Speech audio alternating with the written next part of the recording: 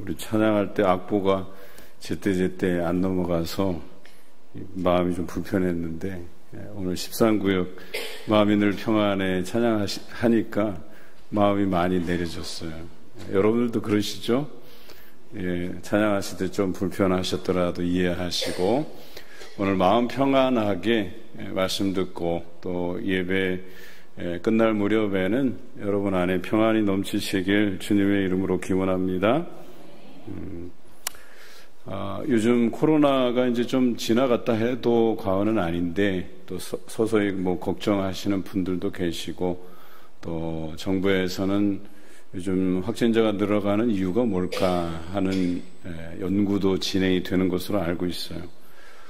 교회들도 코로나의 여파로 예배드리는 인원이 많이 줄었어요.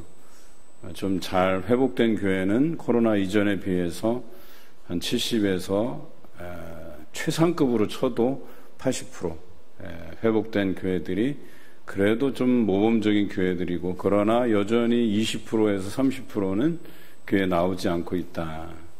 그리고 평균은 한 60에서 65%가 이제 평균이에요. 그래서 한 100명 나오는 예배자 중에 한 40% 없애면 한 60명만 교회 나오는 거겠죠. 평균 이하의 교회들은 55% 미만인 교회들이 또 다수 있어요. 그래서 예배가 참 하나님 앞에 너무 소홀히 되는 것은 아닌가, 그런 분석들이 나오고 있어요. 그러면 코로나 이전에 우리의 예배는 어떤 예배였던가? 정확히 이야기하면 코로나 이전이나 코로나 상황이나 이후나 달라지지 않아야 그게 진정한 예배자하고 하나님 앞에 예배드리는 자의 참된 모습이 아닌가. 우리는 다 그렇게 생각해요. 그러나 나오지 않는 분들에는 저마다의 좀 사정이 있겠죠. 또 일부는 아파서 못 나오고, 또 일부는 사정이 생겨서 못 나오고, 여러 가지. 그래도 우리가 이해해 줄 만한, 물론 하나님의 입장은 제가 잘 모르지만 우리 입장에서는 그래도 그냥 이해해 줄 만하다, 이렇게 생각되는데, 그런 걸 제외하고 나서는 정말 이게 예배를 드리는 자로서의 자셀까 하는 생각이 들 때가, 의구심이 들 때가 있어요. 이 사람 정말 믿는 사람 맞나, 이렇게 생각될 때가 있어요. 아니면 부모님이 억지로 나가라 그래서 그 부모님의 신앙을 억지로 유지하기 위해서 그냥 형식적으로 다니다가 코로나가 딱 터지니까 요때다 핑계 삼아서 이제 아예 좀 교회와 손을 놓고 예배 드리는 것, 이제 코로나 핑계대고 안 나오시는 분들이 더러 있지 않겠나, 저는 이렇게 생각을 해요. 오늘 우리가 시편 120편부터 134편까지가 순례시고 성전에 올라가는 노래라는 부제를 가지고 있어요. 다 예배와 관련된 시편이에요. 이 시인들은 예배에 대한 의식이 철두철미했어요. 예배는 하나님께서 우리에게 명하신 것임을 정확히 하고 있어요. 예배자의 자세가 어떠해야 되는가에 대한 언급들이 나와 있어요. 그들의 고백이 나와 있어요. 여러분, 이것이 저와 여러분의 고백이 되기를 바랍니다. 예배는 하나님을 높여드리는 행위라고 우리가 알고 있어요. 그러나 하나님을 높여드리기 위해서는 우리 자신을 낮추어야 된다라고 하는 전제가 있어요. 우리가 높아지면 어때요? 하나님을 높여드리는 행위가 오히려 반감돼요. 우리를 높여가면서 어떻게 하나님을 높여드릴 수 있느냐라고 하는 거예요. 오히려 우리가 예배 받으시는 하나님의 자리를 내 자리로 채워가려는 것은 아닌가. 그래서 예배는 하나님을 높여드리는 것인 반면에 우리 자신을 낮추는 행위라고 하는 것입니다. 스스로 높아지려고 한 경우가 창세기 바벨탑 사건으로 우리는 기억이 돼요. 그 본문에 보면 자기의 이름을 내려오고 그들은 탑을 쌓기 시작해요. 그러나 하나님께서 그들의 언어를 혼잡케 하셔서 흩으셨다.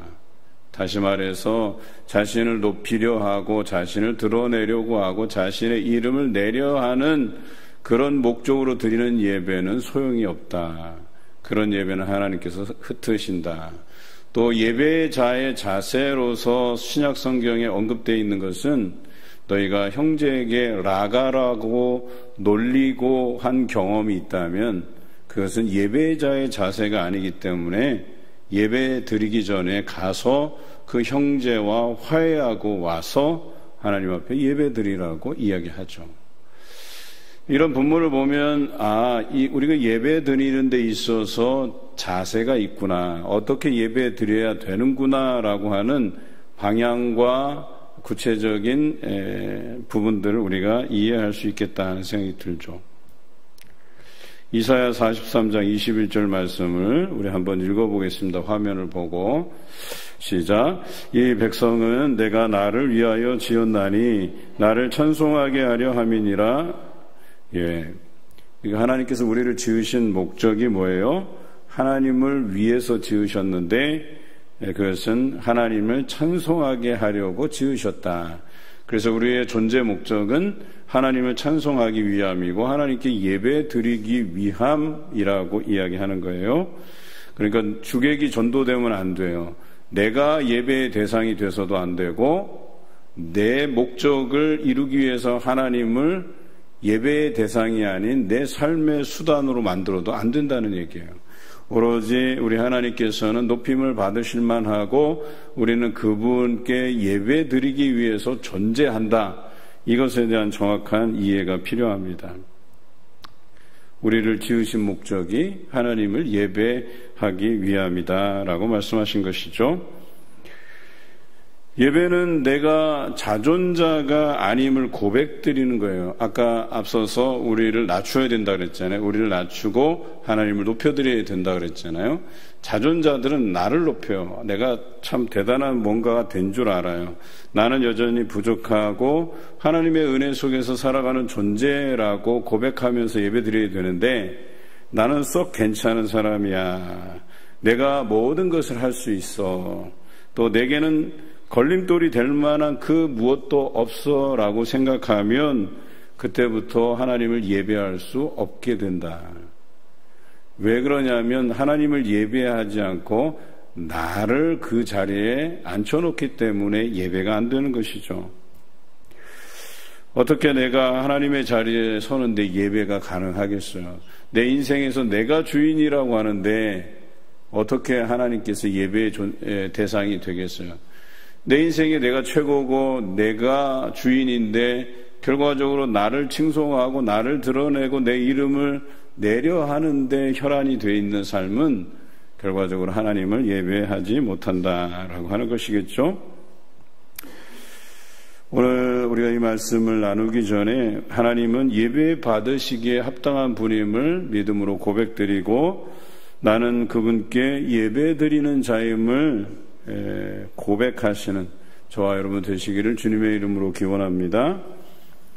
오늘 시편에 보면 예배하는 자의 태도를 세 가지로 고백하고 있어요. 그래서 시인은 나는 예배자다라고 하는 인식, 그 인식의 시작은 나는 겸손히 낮추어야 되고 하나님은 높이 올려야 된다라고 하는 이 전제가 깔려 있어요. 자, 그러면 예배하는 자가 첫 번째 보이는 태도는 우리 1절을 한번 같이 읽겠습니다. 화면을 보여주시죠. 시작. 사람이 내게 말하기를 여호와의 집에 올라가자 할 때에 내가 기뻐하였도다. 그래요.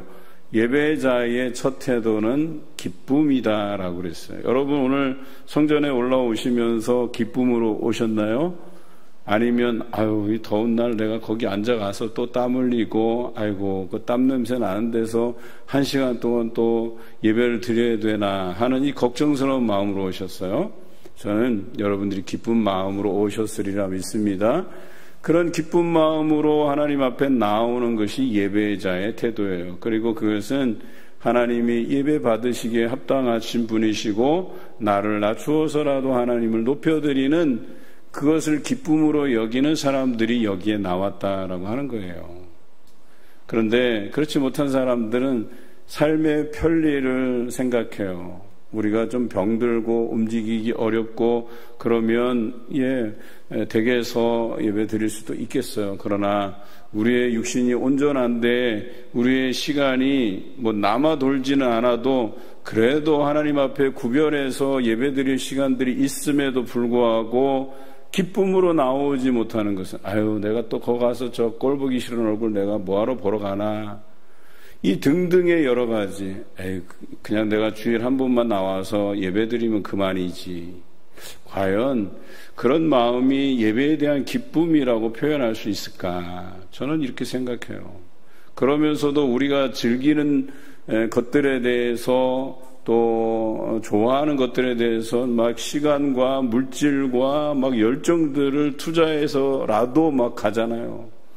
어떤 분들은 교회에 오는 횟수보다 수영장 가서 수영하고 바깥에 나가서 헬스장에서 운동하고 또 여행 다니고 산책하고 이런 걸 더 즐겨 하시는 분들이 있어요. 저는 이상하다는 생각이 들어요.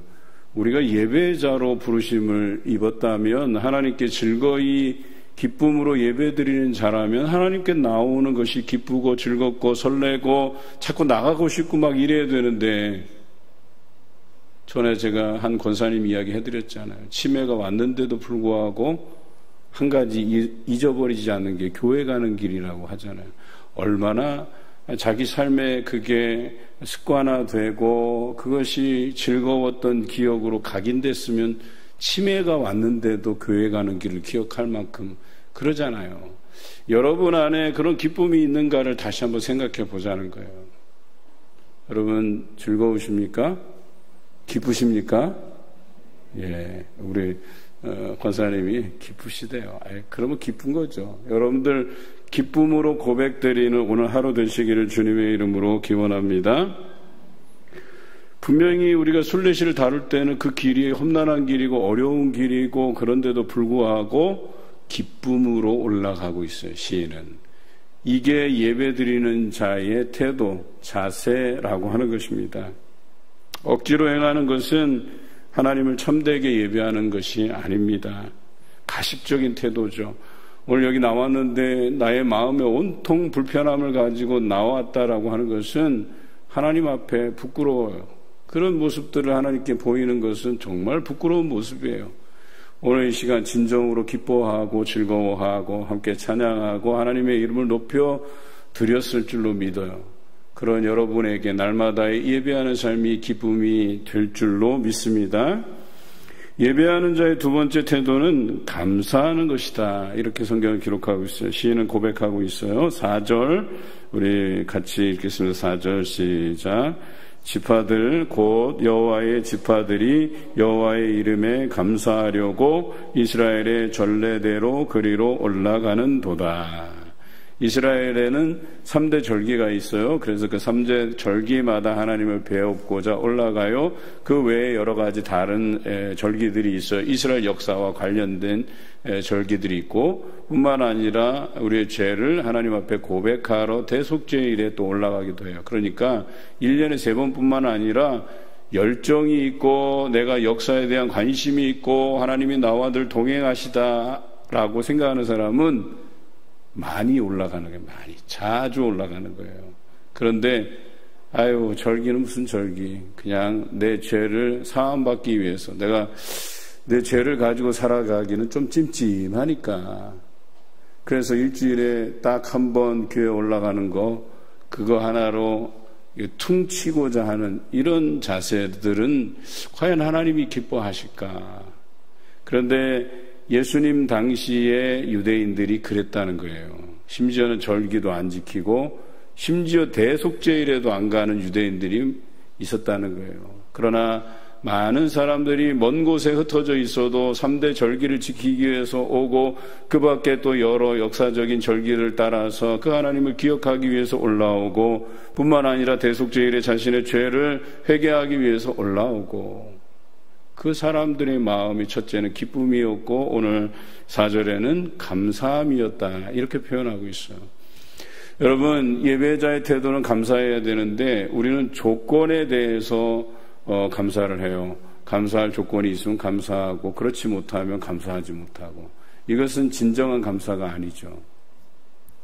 우리가 지금까지 걸어온 인생이 우리가 생각하기에는 나름 좋았던 때가 있고 또 그렇게 좋지 않았던 기억들이 있어요. 그러나 이 모든 것이 우리를 이끄시고 우리를 단련하시고 또 순금같게 나오게 하시려는 하나님의 그 거대한 과정의 부분이라고 하면 감사하지 못할 이유가 없다 이거예요. 하나님께서 우리를 천국으로 인도하시는 것이 마지막 그림이라고 하면 우리가 70을 살던 80을 살던 그리고 그 모든 과정이 고난이라고 생각되어도 천국에 갈 수만 있다면 여러분 그것은 하나님이 우리를 이끄신 과정으로 이해하고 감사할 수 있어야 된다라고 하는 거예요. 아유, 저 사람 좀 힘들겠네.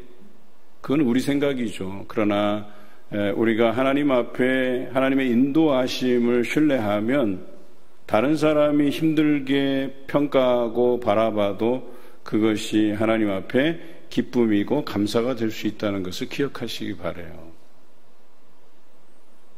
뭐 별거 아닌 이야기지만 이제 말복이잖아요. 내일이에요, 내일 모레예요? 내일이에요. 또 내일 닭고기 먹을 또 이렇게 부푼 꿈이 있으실지 모르겠는데 제가 주일날 왜 이렇게 닭이 먹고 싶은지 아내한테 통닭을 좀 사달라고 졸랐어요. 제가 치킨을 좀 먹고 싶다. 근데 한마디도 안 하더라고요. 대꾸도 안 하더라고요.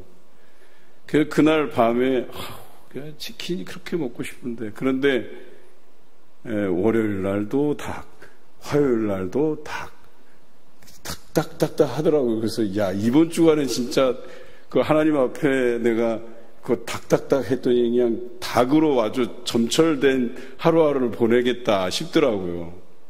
그것도 한두 번 먹어야지. 이거 자꾸 이게 지속이 되니까 그래서 그런 생각을 해봤어요. 야 내가 너무 주제넘고 감사할 줄 모른다. 그렇게 불평해놓고 하나님이 옛다 하고 먹여주시는데 얼씨구 좋다고 춤추면서 그것을 감사함으로 받고 이래야 되는데 사람이란 게 배가 차면 이걸 또 먹어야 되나 이런 생각이 엄습해 오는데 참 회개가 되더라니까요. 여러분 우리가 예배드리는 자의 본분은 감사할 수 있어야 되는 거예요. 감사하지 못할 조건이어도 감사할 수 있어야 되고 그런데 감사가 넘칠 때에는 그 넘침에 대한 거기에 걸맞는 반응들을 해야 되잖아요. 사실 제가 월요일날 닭 먹고 화요일날 닭 먹으면 어떻게 반응해야 되냐면 월요일날은 얼씨구 좋다 춤춰야 되고 진짜 막 둘째 날 닭 먹으면 정말 날아갈 것 같은 기분이고 그것에 감격에 막 겨워서 이 사람 저 사람 다니면서 내가 하나님 앞에 이걸 이렇게 말했더니 오늘도 닭 내일도 닭 막 이렇게 채워주셨다라고 이렇게 자랑할 만한 그런 사건이에요. 그럼에도 불구하고 참 제가 얄팍한 게 좀 배가 채워지니까 아유 또 오늘도 닭을 먹어야 돼 이렇게 되잖아요. 이거는 예배자의 자세가 아니라는 거예요. 여러분 우리가 예배하는 환경이 좋은 곳에서 예배 드리기를 원하잖아요. 좀 시원하고 그래서 내가 덥지 않게 불편하지 않게. 그런데 만약에 왔는데 엘리베이터 고장나고 또 에어컨도 시원치 않고 또 내가 평소에 싫어하는 사람 얼굴도 대면해야 되고 또 왔는데 지나가면서 한마디 이 사람이 던진 말이 내 상처를 후벼 파고 막 이래 버려 봐요. 그러면 야 내가 이 예배 괜히 드리러 왔다. 아니죠. 감사라고 하는 것은 기쁨이라고 하는 건 그런 모든 환경을 다 이겨내는 기쁨이고 감사라고 하는 거예요. 이해되시나요? 레디컬이라는 책의 저자인 이 목사님 교회는요, 성도들에게 예배에 대한 감사, 하나님 앞에 나와서 말씀을 듣고 하는 그 감사의 것을 깨닫기 위해서 그 교회가 프로젝트로 진행이게 뭔지 아세요? 굉장히 무더운 날, 오늘과 같이 이런 무더운 날에 에어컨을 가동하지 않았대요. 그리고 그 무더위 속에서 예배 드렸대요. 그냥 뭐 땀이 비 오듯이 오고 막 성도들에게 다들 아마 이제 스텝진에서 목사님 그러면 뭐 교인들 다 떠납니다. 왜 그런 요즘은 조금만 불편해도 성도들 다 이게 못 다니겠다 이런 그런 거라고 이야기하니까 담임 목사님 얘기가 그거예요. 그런 성도 필요 없다는 거야. 정말 하나님 앞에 예배드림이 감사가 되고 기쁨이 되려면 그런 환경에 우리가 영향받지 않고 오로지 하나님만 바라볼 수 있어야 된다라고 하는 것이죠. 요즘 가까운 곳에서 잼버리를 했었잖아요. 물론 이제 태풍이 올라오기 때문에 이제 여러 각 지역으로 흩어져서 지자체에서 그들을 이제 맞이하고 있는데, 제가 스카우트 출신이잖아요. 과거 스카우트는 이게 일명 생존에 관련한 연습들을 좀 해요. 그래서 어떤 도구들을 가지고 또 산에다 천막도 치고 또 거기서 밥도 해 먹고 그러면서 스카우트 활동을 하거든요. 그러니까 잼버리가 기본적으로 컨셉이 막 이렇게 편안한 삶을 추구하고 하는 건 아니에요, 사실. 거기서 고생도 좀 하고 또 거기서 어울려서 협동심을 발휘하고 뭐 이런 거예요. 사실 일본이나 미국에서도 뭐 온열 환자들 다 발생하는 거 사실인데, 우리나라에서는 이게 기온이 높다 보니까 나흘 만에 다른 나라에서 발생하는 온열 환자보다 한 2배 정도 늘어난 게 그 자연적인 현상이잖아요. 그런데 한 가지 좀 안타까운 것은 의료진들이 다른 데는 한 500명, 600명이 막 투입되는데 우리는 한 170명 정도 수준으로 투입이 됐다고 해요. 그러니까 조금 안일했던 것은 우리가 잘못한 부분이 있어요.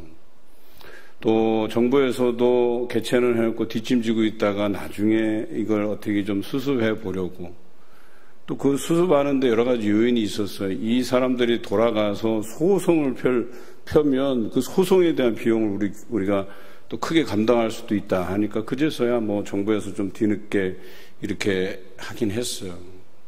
그러나 저는 그래요. 잼버리의 정신이라는 게 뭐냐. 그래서 요즘 아이들이 예전에 비해서, 예전 스카우트들에 비해서는 뭐 몸과 마음과 정신이 좀 나약해진 건 사실이에요. 그 정도는 우리가 좀 이겨보려고 하고 거기에서 뭔가 얻으려고 하는 뭐가 있어야 되는데, 마찬가지로 오늘날 예배 드리는 사람들의 예배 의식이라는 것이 과거의 우리 선배들에 비하면 굉장히 약해진 게 사실이에요. 너무 편리해져서. 이용규 선교사님이 한국에 올 때마다 하시는 얘기가 뭐냐면, 그 내려놓음의 저자이신 이용규 선교사님이 한국은 너무 편리해서 하나님을 찾지 않는다는 거예요. 그래서 하나님을 만나기가 너무나도 어려운 환경이라고 얘기해요.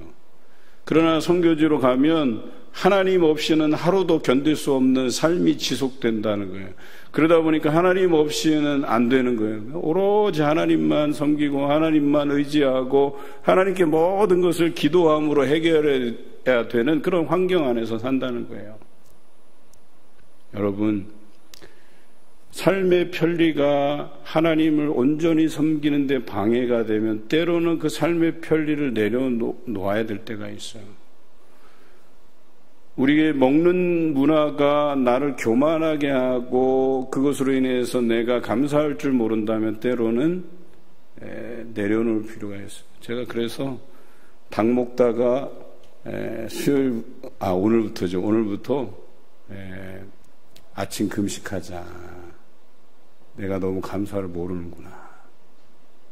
그래서 그걸 한번, 그런 환경들, 아침에 먹지 못하는 환경을 내가 좀 조성해 보면 감사하는 마음이 더 생길 것 같다 하는 생각이 들었어요.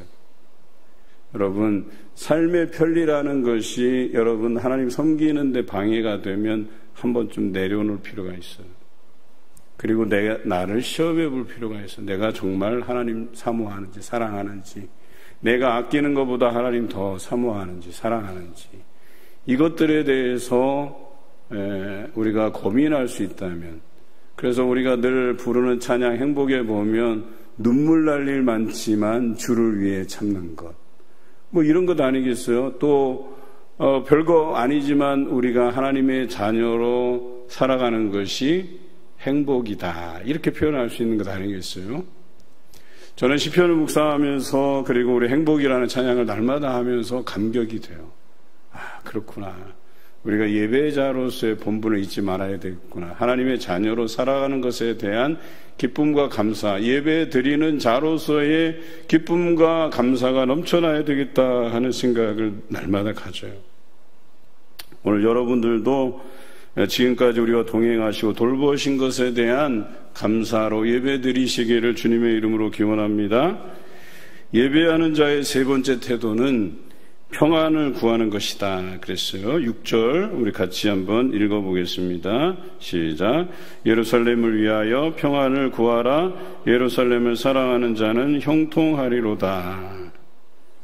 오늘 여기 보니까 예루살렘이라고 하는 것이 9절에는 하나님의 집이라고 표현되어 있어요. 그러니까 성 자체로만 말씀하신 것이 아니라 예루살렘은 하나님의 성전을 포함한 곳, 이렇게 해석이 돼요. 그래서 하나님의 집을 위해서 평안을 구하라 이렇게 되어 있어요. 그러니까 예배자의 태도는 하나님의 성전의 평안을 날마다 구해야 돼요. 기도해야 돼요. 갈망해야 돼요. 우리 교회가 평안하기를 바라고 또 주 안에서 하나 되기를 바라는 마음으로 기도해야 된다 이거예요. 그런데 하나님의 집을 위해서만 기도할 것이 아니라 8절에 우리 같이 읽을게요. 8절 시작. 내가 내 형제와 친구를 위하여 이제 말하리니 내 가운데에 평안이 있을지어다 그랬어요. 하나님의 집을 위해서 평안을 구하고 내 형제나 내 이웃을 위해서 평안을 구하고 라고 되어 있어요. 그러니까 예배에 나와서 우리가 해야 될 것은 하나님의 교회를 위해서, 예수님의 몸된 교회를 위해서 기도하는데 이 교회가 평안하기를 위해서 기도하라. 그리고 또 하나는 그 안에서 공동체된 지체들, 자매들, 형제들 또 성도들을 위해서 평안을 구하라 이렇게 되어 있어요. 여러분 평안을 구해야 되는데 아이고 저 사람 잘 되는 게 배가 아파 이상하게 내가 좀 잘 됐으면 좋겠는데 왜 저 사람이 잘 되는지 그러니까 그런 것도 배가 아프고 여러분 이러면 안 된다는 거예요. 예배자는 다른 사람이 잘 되는 것을 축복하고 그것에 대해서 내가 오히려 기쁘고 감사하고 야, 저 사람이 저렇게 잘 되는 게 너무나도 감사해서 박수 쳐주고 격려해주고 그래야 되는 것 아니겠어요? 저 사람 잘 안 되게 하기 위해서 내가 장애물을 놓고 저 사람 어떻게 하면 잘 안 되게 할까를 고민하는 거 이거 그리스도의 사람이 아닌 거예요. 이건 사단이 주는 생각이에요.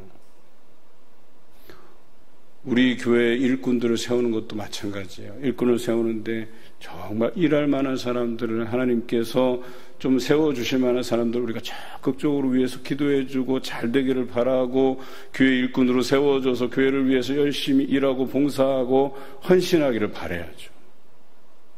내가 안 되면 너도 되면 안 돼 라는 생각 가지는 건 정말 하나님께서 주신 생각 아니에요. 여러분 내가 장로가 되고 안수집사가 되고 권사가 되고 집사가 되고 여러분이 잘나서 되는 게 아니에요. 그런데 저 사람은 장로 될 제목이 아니에요. 저 사람 안수집사 될 제목이 아니에요. 저 사람 권사 될 제목이 아니에요. 그걸 왜 여러분이 평가하느냐 말이에요. 우리 하나님께서 세워주시고 일하게 하시면 우리가 해야 될 것은 그 사람의 평안을 구하는 거예요. 아, 이 사람 잘 됐으면 좋겠다. 그래도 안 되는 사람도 안 돼요. 왜냐하면 부족하기 때문에, 뭐가 부족하기 때문에 안 뽑아주는 거잖아요. 그러면 옆에서 불쌍히 여겨주는 거예요. 아우, 나는 당신이 꼭 돼서 열심히 주를 위해서 충성하고 봉사하면 좋겠는데 이렇게 표현해 거기다 대고 아유 너는 뭐가 부족해서 안 되고 너는 뭐가 안 돼서 안 되고 그렇게 해서 불난집에 막 부채질하고 염장질하고 막 꼭 그래야 되겠냐 이거예요. 좀 부족해 보여도 아유 그래도 하나님께서 나중에라도 잘 되게 하실 거라고 이렇게 격려해주고, 아유, 당신 같은 사람이 이렇게 일꾼으로 뽑히면 얼마나 좋은데, 안 돼서 너무나 서운하다고, 아유, 다음에는 내가 열심히 당신 위해서 기도할 테니까. 이렇게 해줘야 뭐가 되는 분위기 아니겠어요? 너도 나도 안 되기 위해서 바지 끄댕이 잡아갖고 주저앉히고, 안 되는 교회 표상이에요, 이게. 안 되는 교회들은 그렇게 해요. 그러나 되는 교회들은 교회의 평안을 구하고 우리 형제 자매와 이웃들의 평안을 구하는 사람들이에요. 이게 예배자의 태도라고 하는 거예요. 내 자식은 잘 되면 좋겠는데 남의 자식 잘 되는 거 배 아파서 못 봐주겠네. 아니, 내 자식이 의대 못 들어갔는데 저 자식도 못 들어가면 좋겠다. 이게 무슨 심보예요. 내 자식은 좀 안 됐더라도 저 자식은 좀 잘 되기를 바라는 마음으로 기도를 해줘야지. 그게 예배자의 태도 아니겠습니까? 나도 잘 되고 당신도 잘 되고 얼마나 좋아요. 나는 잘 돼도 되는데 넌 잘 되면 안 된다. 이게 무슨 심보예요. 그래서 오늘 성경의 예배자의 태도는 성전의 평안을 위해서 구하고 형제 자매들의 평안을 구하는 자가 예배자의 참된 자세라고 이야기합니다. 오늘 우리가 나눈 이 세 가지 예배자의 자세, 여러분 꼭 기억하시기 바랍니다. 기쁨으로 나아오시기 바랍니다. 감사함으로 하나님께 나아가시기 바랍니다. 그리고 나아와서 하나님의 교회와 성도들의 평안을 구하시기를 주님의 이름으로 기원합니다.